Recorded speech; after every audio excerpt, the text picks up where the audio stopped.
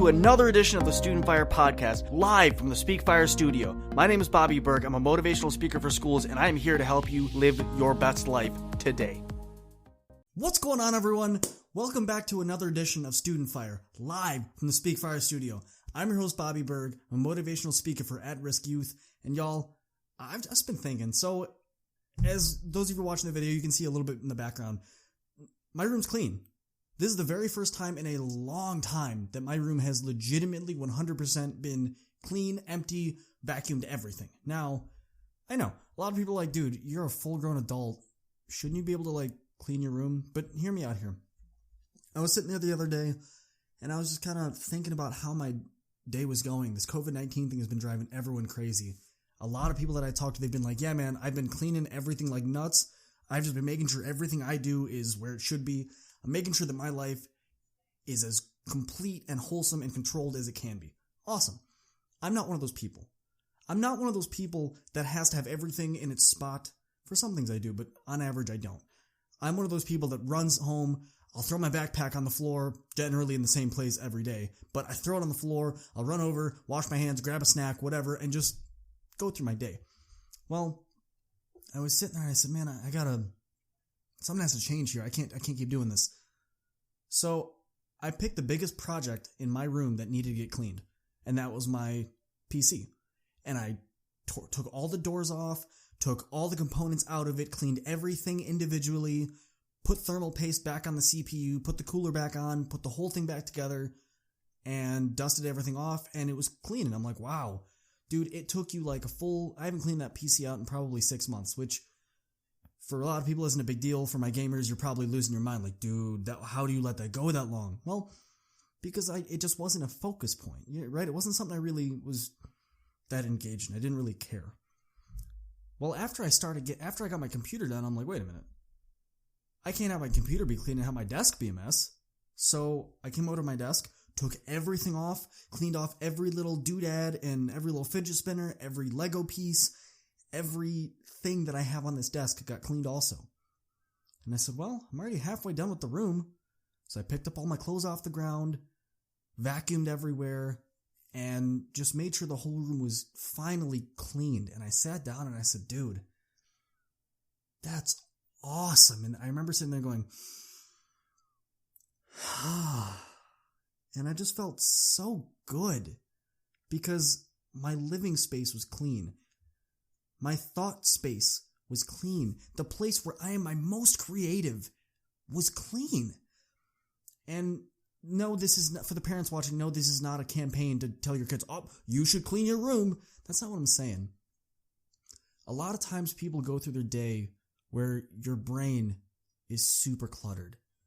You can't think straight. You have 18 thoughts going through your head all at one time, and you can't hold on to any of them. And then you keep forgetting things, and all of a sudden you get to the end of the day and you're like, what happened in my brain just now?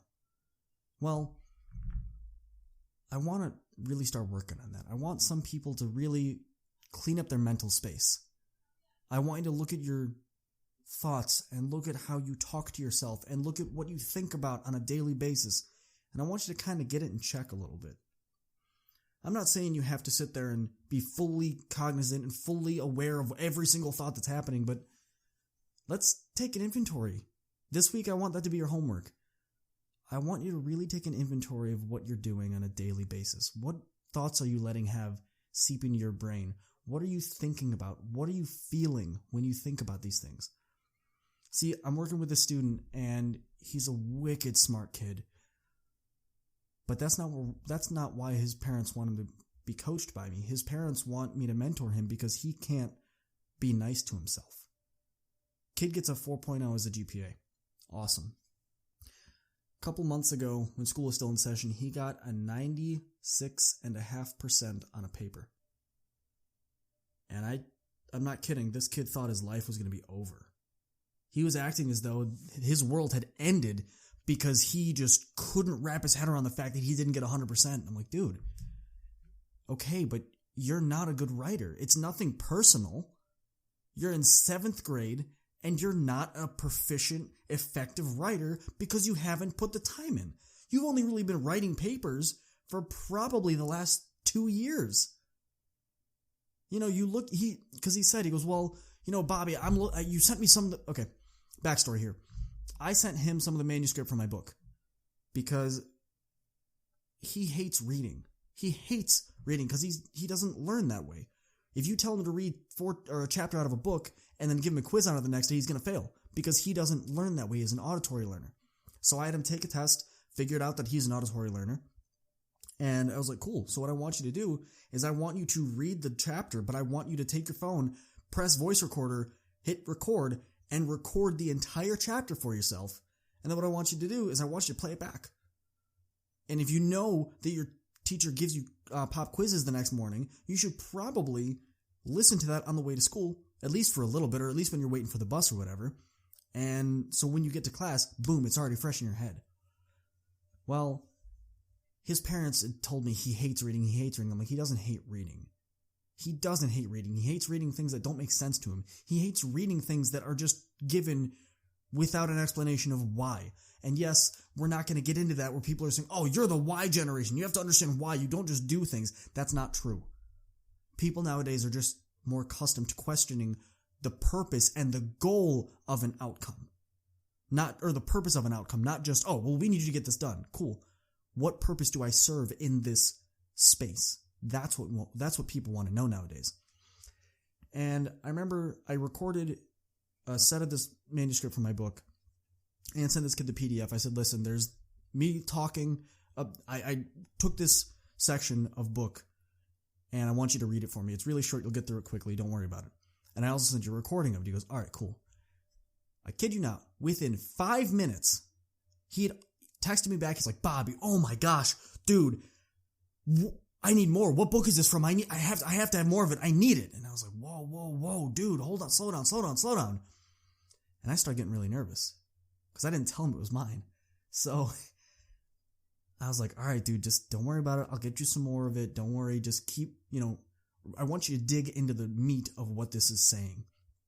And in the book, the chapter was exactly on what we're talking about. I was like, kid, the reason you're so frustrated with your life, the reason you're so frustrated in school is not because you're not smart. It's because you don't like yourself. See, a couple months ago, well, probably about a year ago at this point, a kid had told him, your nose looks funny. It looks very punchable.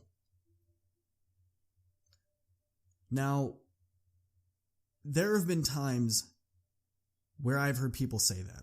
You have a punchable face. There are times where, when we were training in the gym, where we would joke and be like, dude, you have such a punchable face. Oh my gosh. But we were training partners. It was a joke. This kid meant it.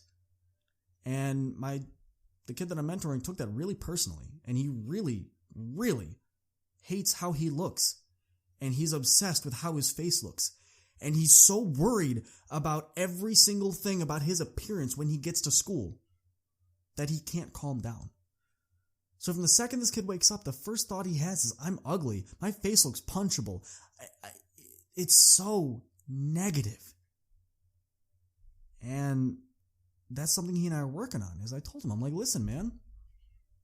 Every time one of those negative thoughts pops in your head, what I want you to do is I want you to just deflect it. And don't ignore it. I want you to actually admit that you're having that thought, but I want you to look at yourself and go, okay, so maybe my nose looks a little goofy. What else about me makes me awesome? What about me makes me powerful? What about me provides value for the world? And since COVID-19, it's gotten worse because cyberbullying is a real thing. I don't care what parents tell me. I'm not interested. Sorry, I don't mean to get on a tangent here. I've had parents that have said, you need to stop talking about cyberbullying, Bobby. Cyberbullying is not real. False. Cyberbullying is one of the biggest problems that we're facing in this country today in schools. Straight up. Because kids might not bully you in person, but on the internet where they don't have a face, where they don't have a name, where you don't exist, you can remain anonymous. It's a real thing. So I'm very passionate about fighting cyberbullying as much as I possibly can while I'm here. And he said, he was like, I'm getting cyberbullied. I was like, I know, I believe it, because people are mean. So how do we combat this? And I told him, I was like, it's the same concept, man.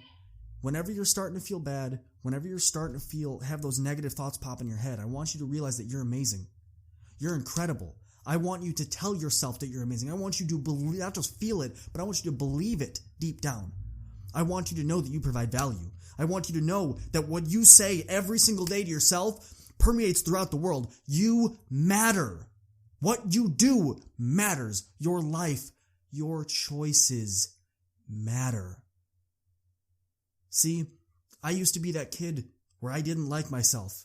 There were parts of me that I thought that was me, was all these negative thoughts, until one day I realized, listen, Bobby, it's not all those negative thoughts that are you. It's not those negative thoughts that define you. What defines you is the value you put out to the world.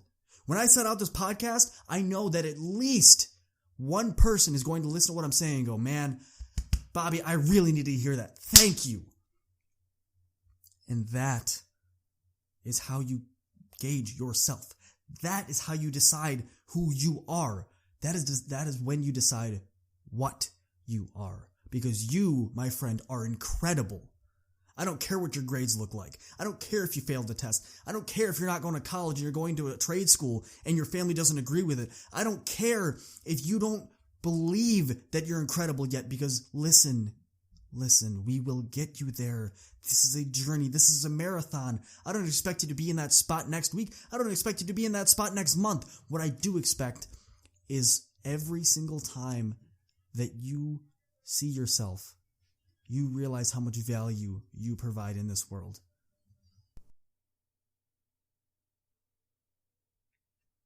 Thank you all again for tuning in. I appreciate your support so much. Seriously, for all of you watching on YouTube, thanks. I'm going to start uploading here. I'm going to start uploading the videos here more.